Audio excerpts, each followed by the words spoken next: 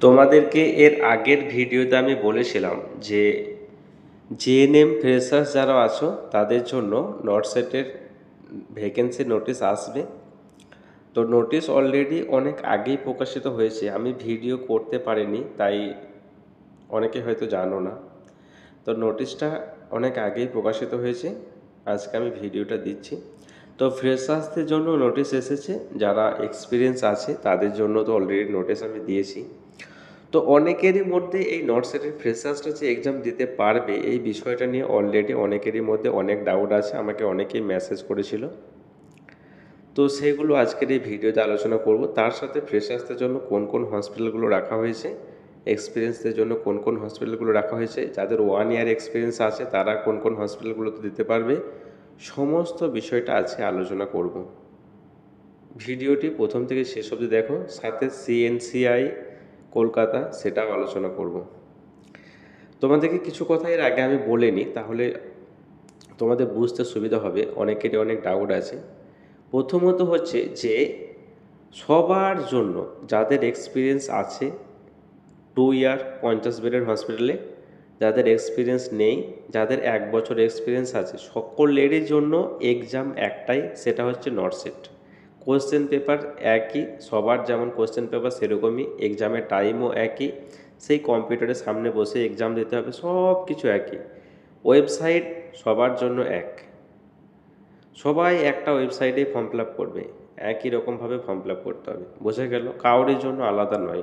এবার বলি আর একটা বিষয়, এমসের যে তোমাদের নর্থসেটের আন্ডারে ভারতবর্ষে যতগুলো এমস আছে, এমস যেমন এমস কল্যাণী, এমস যোধপুর, তারপর হচ্ছে এমস দিল্লি, এরকম এমস আছে তো অনেক ভারতবর্ষে। সেই এমসগুলো কিন্তু নর্থসেটের আন্ডারে আছে, মানে নর্থসেট এক্সাম মাধ্যমে এই এমসগুলোতে জব পাবে। সেম ঠিক সেই রকমই এই এমস নর্থসেট এক্সামে তুমি যদি দাও, মানে নর্থসেটের আন্ডারে কিছু হসপিটাল আছে, পশ্চিমবঙ্গেও আছে, আমাদের ভারতবর্ষেও অনেক হসপিটাল আছে যেগুলো নর্থসেট এক্সামের মাধ্যমে ওই হসপিটালগুলোতে নেওয়া হয়। সেগুলো কিন্তু এমস নয়, সেগুলো হসপিটাল। যেমন কলকাতার সিএনসিআই, এটা কিন্তু একটা হসপিটাল যেটা নর্থসেট এক্সামের মাধ্যমে তুমি জব পাবে, ওটা কিন্তু এমস নয়। যেমন দিল্লিতে আছে, মুম্বাই আছে, রাঁচিতে আছে, আরও আছে, এগুলো এমসের এগুলো নর্থসেটের এক্সামের আন্ডারে, এমস কিন্তু নয়, বোঝা গেল? এবার হয়তো অনেকে জিজ্ঞেস করেছিল যে কলকাতা সিএনসিআই ভ্যাকেন্সি যেটা বেড়েছে সেটার জন্য কি আলাদা ওয়েবসাইট আছে? ওয়েবসাইট আলাদা নেই, ওয়েবসাইট এমসের যে ওয়েবসাইট সেটাই, সেম কোশ্চেন পেপার নর্থসেটে যেটা সেটাই, সব কিছুই সেম। দিল্লিতে যেটা আছে আমি দেখাবো একটু পরে, সবগুলো আমি পরপর দেখাবো। এর আগের যে ভিডিওগুলো আমি দিয়েছিলাম সেখানে তো বলেছিলাম নর্থসেট এমসের ভ্যাকেন্সিগুলোর ব্যাপারে, যে কতগুলো কি ভ্যাকেন্সি আছে, কোন কোন এমসগুলো ইনক্লুড করা হয়েছে, টোটাল 19টা এমস এবারে ইনক্লুড করা হচ্ছে, সেটা দেখিয়েছিলাম।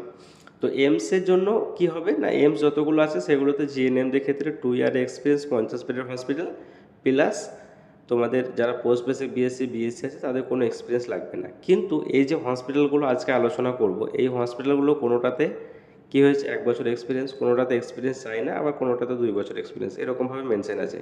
তো তোমাদের এই হসপিটালগুলোতেও যদি তোমরা যদি অ্যাপ্লাই করতে চাও, ধরো কলকাতা সিএনসি অ্যাপ্লাই করবে, বা হয়তো দিল্লি মুম্বাই অ্যাপ্লাই করবে, বা হয়তো আরও হসপিটাল রাঁচিতে আছে সেটা অ্যাপ্লাই করবে, ফর্ম ফিল আপ সবার জন্য কিন্তু সেম, সেই এমসের ওয়েবসাইটে গিয়ে তোমাকে ফর্ম ফিল আপ করতে হবে, সবাইকে সেই নর্থসেটেরই এক্সাম দিতে হবে, এরকমই একটা ব্যাপার। বোঝা গেল? তোমাদের বিষয়টা ক্লিয়ার হলো আশা করি, সবার জন্য বিষয়টা বোঝাতে পারলাম আমি। এরপর হচ্ছে যে তোমরা এবার দেখে নাও যে কেমনভাবে সেই তোমাদের ওই নোটিশগুলো প্রকাশিত হয়েছে, সেগুলোতে ভ্যাকেন্সিটা আর কীরকম কী বলা হয়েছে সেই বিষয়টা দেখে নাও। এর সাথে আরেকটা বিষয় বলি, নর্থসেট এক্সাম তোমরা আনলিমিটেড দিতে পারবে, আনলিমিটেড অ্যাটেম্প্ট যতবার ইচ্ছা দিতে পারবে, শুধু এজ লিমিট আছে, 30 বছরের বেশি হলে দিতে পারবে না। কিছু এমস যেগুলো আছে সেগুলোতে, সব এমসেরই কিছু হসপিটাল আছে যেগুলো 30 বছরের ঊর্ধ্বে দিতে পারবে। তারপরে তোমার ধরে নাও তোমাদের অনেকে জিজ্ঞেস করেছিলে যে রেজিস্ট্রেশন সার্টিফিকেট কি ফর্ম ফিল আপের সময় লাগবে? উত্তর হচ্ছে হ্যাঁ, রেজিস্ট্রেশন সার্টিফিকেট ফর্ম ফিল আপের সময় লাগবে। অনেকে জিজ্ঞেস করেছিল এক্সপিরিয়েন্স সার্টিফিকেট কি ফর্ম ফিল আপের সময় আপলোড করতে হবে? উত্তর হচ্ছে না, এক্সপিরিয়েন্স সার্টিফিকেট ফর্ম ফিল আপের সময় আপলোড করতে হবে না, যখন ভেরিফিকেশনে যাবে ডকুমেন্টস ভেরিফিকেশন কোয়ালিফাই করার পরে তখন লাগবে। অনেকেই জিজ্ঞেস করেছিলে যে ফ্রেশার্সরা তাহলে ফর্ম ফিল আপ কীভাবে করবে? উত্তর হচ্ছে যখন ফর্ম ফিল আপ করবে তখন একটা অপশান আছে এক্সপিরিয়েন্স আর একটা অপশান আছে মানে ইয়েস আছে, একটা নো আছে। তো এক্সপিরিয়েন্সের জায়গায় ফ্রেশার্সরা নো করবে, যারা এক্সপিরিয়েন্স আছে তারা ইয়েস করবে। আরও অনেকে লিখেছিলে যে তাহলে ফ্রেশার্সরা জব কোথায় পাবে? উত্তর হচ্ছে, যারা ফ্রেশার্স তারা শুধুমাত্র যেই হসপিটালগুলোতে ফ্রেশার্স নিচ্ছে সেইগুলোতে, কোনো এমসেই পাবে না, কোনো অন্যগুলোতেও পাবে না। যেগুলোতে এক্সপিরিয়েন্স ছাড়া নিচ্ছে সেগুলোতে পাবে। আর যারা 1 ইয়ার এক্সপিরিয়েন্স আছে তারা 1 ইয়ার যেগুলোতে নিচ্ছে সেগুলোতে পাবে। আমি সব ডিসকাস করবো একটু পরে। এই ব্যাপারগুলো আমি আজকে বলবো ভিডিওতে সম্পূর্ণভাবে, তোমরা আশা করি সব সব বিষয়গুলো বুঝতে পারবে। এরপর হচ্ছে যে তোমরা অনেকেই জিজ্ঞেস করেছিলে যে কিভাবে কি সিলেকশনটা হয়, তো সেটা একটু শুনে নাও। প্রথমে তোমাদেরকে প্রি এক্সাম দিতে হবে, সেটা কোয়ালিফাই করতে হবে। তারপরে মেন্স দিতে হবে। মেন্স কোয়ালিফাই যদি হয়ে যাও তাহলে কিন্তু তুমি কোয়ালিফাই হলে। এরপর তোমাকে কি করতে হবে না, ইনস্টিটিউশন সিলেক্ট করতে হবে। তোমাকে কিছু ইনস্টিটিউশন সিলেক্ট করতে হবে। তো সেই ইনস্টিটিউশন সিলেক্ট করার সময় যারা ফ্রেশার্স আছো তারা ফ্রেশার্স হসপিটালগুলো দেবে, যারা এক্সপিরিয়েন্স আছো 2 বছরে তারা এমসগুলো দিতে পারো, যেমন প্রিফারেন্স অনুযায়ী তুমি সাজাতে পারবে। এবার তোমার র্যাঙ্ক অনুযায়ী তোমাকে ওরা প্লেস অফ পোস্টিংটা দেবে। এবার ধরো তোমার পশ্চিমবঙ্গে কলকাতায় বাড়ি বা বাঁকুড়ায় বাড়ি বা হয়তো বর্ধমানে বাড়ি, তো সেই অনুযায়ী তুমি হয়তো চাকরি পেলে রাজস্থানে, যোধপুরে, তো তুমি চাইছো যে আমি কলকাতায় আসবো, তো সেক্ষেত্রে কিন্তু ট্রান্সফার হবে না, তোমাকে আবার নর্থ সেট এক্সাম দিতে হবে। নর্থ সেট এক্সাম দিয়ে র্যাঙ্ক করতে হবে, সেইভাবে ইনস্টিটিউশন চুজ করতে হবে, সব কিছু সেম। আবার র্যাঙ্ক করে তোমার যেমন র্যাঙ্ক হবে সেরকমভাবে তোমাকে হয়তো ট্রান্সফার করতে পারে বা অন্য কোনো জায়গায় দিতে পারে। কিন্তু ট্রান্সফার এমনি হয় না, তোমাকে আবার নর্থ সেট এক্সাম দিয়ে তোমাকে র্যাঙ্ক করে তারপরে পশ্চিমবঙ্গে আসতে হবে। হয়তো এমসে আসবে, না হলে সিএনসিতে আসবে। তো সিএনসিআর ক্রাইটেরিয়াগুলো আলোচনা করব, সেটা আমি দেখাচ্ছি একটু পরে। কল্যাণী, এইমস কল্যাণী, সেটা এমসে যেমন হয় সেরকমই, ঠিক আছে। তো এখানে দেখে নাও,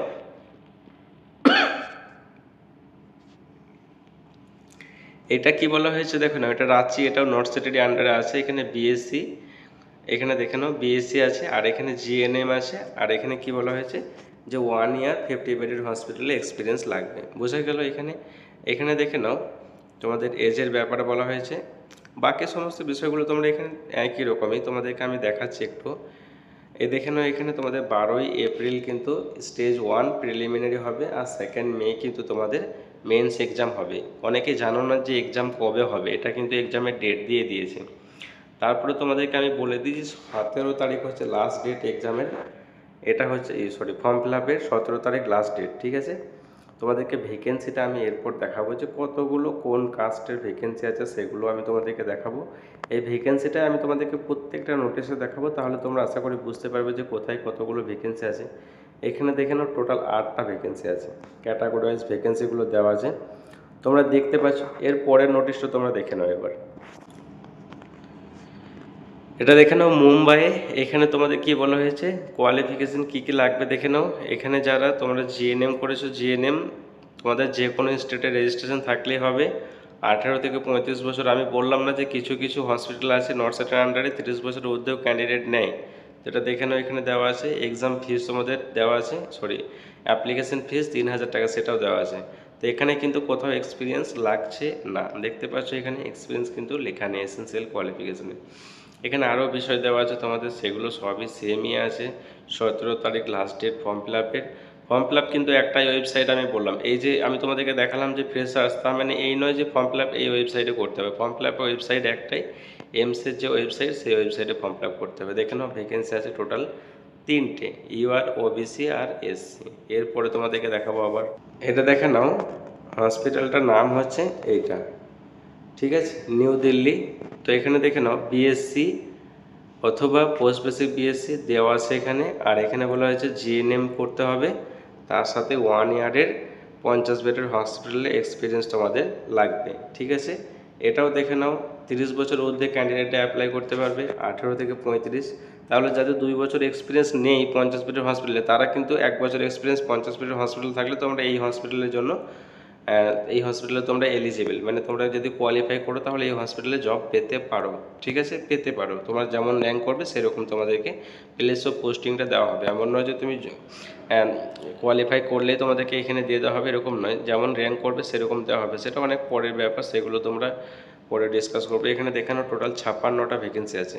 1 বছর এক্সপিরিয়েন্স যাদের আছে তারা এটা অ্যাপ্লাই করতে পারবে। তোমাদের হচ্ছে তোমাদের নিজেদের খুবই পরিচিত একটা, সেটা হচ্ছে চিত্তরঞ্জন ন্যাশনাল ক্যান্সার ইনস্টিটিউট।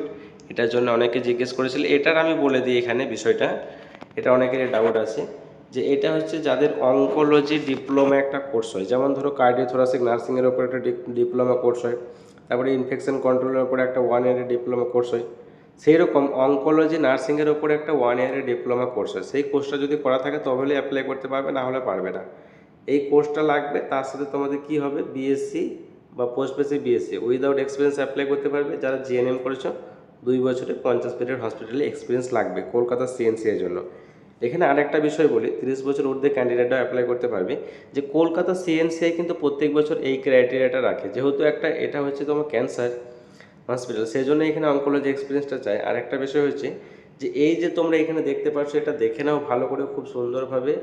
এই এক্সপিরিয়েন্সটাই কিন্তু প্রত্যেক বছর চাই। 2 বছরে 50 বেডের হসপিটাল, তার সাথে অঙ্কোলজি ডিপ্লোমা। তো তোমাদের যদি কারোর ইচ্ছা থাকে পরবর্তী ক্ষেত্রে নর্সেটের মাধ্যমে যে সিএনসিআইতে জব করবো, তাহলে তোমরা এই ডিপ্লোমা কোর্সটা করে রাখতে পারো 1 ইয়ারের। এটা এখানেও কাজে লাগবে। এছাড়াও তোমাদের গ্রেড 2তে 5 মার্ক পেয়ে যাবে। তো এখানে আরও অন্যান্য বিষয়গুলো দেওয়া আছে, এখানে দেখতে পাচ্ছ। তোমাদেরকে আমি এবার এখানে বললাম তোমাদেরকে আমি যে 35 বছর ক্যান্ডিডেটটা অ্যাপ্লাই করতে পারবে। আগের ভিডিওতে আমি বলেছিলাম যে কিছু কিছু হসপিটাল আছে যেগুলোতে জেনারেল ক্যান্ডিডেট, তোমরা যারা জেনারেল কাজ থেকে আসো তারা কিন্তু 30 বছরের ঊর্ধ্বে অ্যাপ্লাই করতে পারবে। তো এখানে এটা দেওয়া আছে, দেখলে এইখানে দেখে নাও তোমাদের ভ্যাকেন্সি দেওয়া আছে, দেখে নাও। বলেছে যে 61, এখানে দেখো ক্যাটাগরি ওয়াইজ দেওয়া আছে, মেল ফিমেল টোটাল কতগুলো, OBC SC ST OBC including, আচ্ছা দেখে নাও এখানে সব দেওয়া আছে। আর এখানে সব দেওয়া আছে, ঠিক আছে। তো এখানে আমি বিষয়টা তোমাদেরকে দেখালাম। তো এখানে তোমাদেরকে আরও একটা আমি দেখাবো এরপর, দেখে নাও। এটা হচ্ছে national institute of tuberculosis and respiratory disease, new Delhi. তো এটা দেখে নাও, এখানে কি বলা হয়েছে যে এই দেখে নাও, এখানে বলা হয়েছে ডিপ্লোমা মানে জিএনএম যারা করেছো, BSc post basic BSc without experience apply করতে পারবে। 18 থেকে 35 বছরের ক্যান্ডিডেট অ্যাপ্লাই করতে পারবে। এখানেও 30 বছরের ঊর্ধ্বে দেওয়া আছে। তো এখানেও কিন্তু এক্সপিরিয়েন্স লাগছে না, বোঝা গেল। তো এখানে আরও বিষয় দেওয়া আছে, দেখে নাও। এক্সাম সব কিছু সেম, ফর্ম ফিল আপ সব সেম, ওয়েবসাইট সেম, সবই সেম। তোমাদেরকে ভ্যাকেন্সিটা আমি দেখাবো যে এখানে ফ্রেশার্সদের জন্য কতগুলো ভ্যাকেন্সি আছে। তো এখানে একটু নিচে এলে তোমরা দেখতে পাবে, একদম নিচেতে এখানে দেখে নাও টোটাল 11টা ভ্যাকেন্সি আছে। 11টা ভ্যাকেন্সি তোমরা অ্যাপ্লাই করতে পারবে। তো এটা হচ্ছে তোমাদেরকে আমি দেখালাম সমস্ত নোটিশগুলো পরপর। অনেক নোটিশ তো অনেকগুলোই বেরিয়েছে, তো এইগুলো যদি ডিসকাস করতে যাই তাহলে অনেক ব্যাপার। এমসের নটসেটের যেগুলো আগের ভিডিওতে আমি বলেছিলাম সমস্ত কিছুই একই, শুধু ভ্যাকেন্সিটা আর ক্রাইটেরিয়াগুলো একটু আলাদা। 1 বছর এক্সপিরিয়েন্স, কোনোটা এক্সপিরিয়েন্স চাই না, কোনোটা 2 বছরের চাই, কোনোটা অঙ্কোলজিতে এক্সপিরিয়েন্স চাই, এরকম কোনোটা 30-35 বছরের পর্যন্ত অ্যাপ্লাই করতে পারবে এইরকম। বাকি অ্যাপ্লিকেশন ফিজ, ওয়েবসাইট, এক্সামের প্যাটার্ন, তোমাদের বাকি সমস্ত কিছু একই রকম, বুঝে গেল। তো তোমরা এই পিডিএফগুলো আমার টেলিগ্রাম গ্রুপে পেয়ে যাবে। টেলিগ্রাম গ্রুপের লিঙ্ক ডেসক্রিপশন বক্সে দেওয়া আছে। এর সাথে আরেকটা বিষয় বলি, যে তোমরা যারা ফর্ম ফিল আপ করতে চাও, আমি অলরেডি অনেকের ফর্ম ফিল আপ করে দিয়েছি, এখনও ফর্ম ফিল আপ করছি।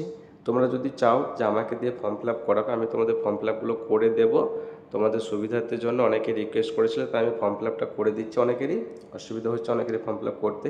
তো তোমরা স্ক্রিনের ওপরে যে নাম্বারটা দেখতে পাচ্ছ, এই নাম্বারে হোয়াটসঅ্যাপে মেসেজ করো এবং লিখো যে আমি নটসেটের জন্য ফর্ম ফিল আপ করতে চাই। তারপরে কি কি ডকুমেন্টস লাগবে সেটা তোমাদেরকে হোয়াটসঅ্যাপে বলে দেওয়া হবে।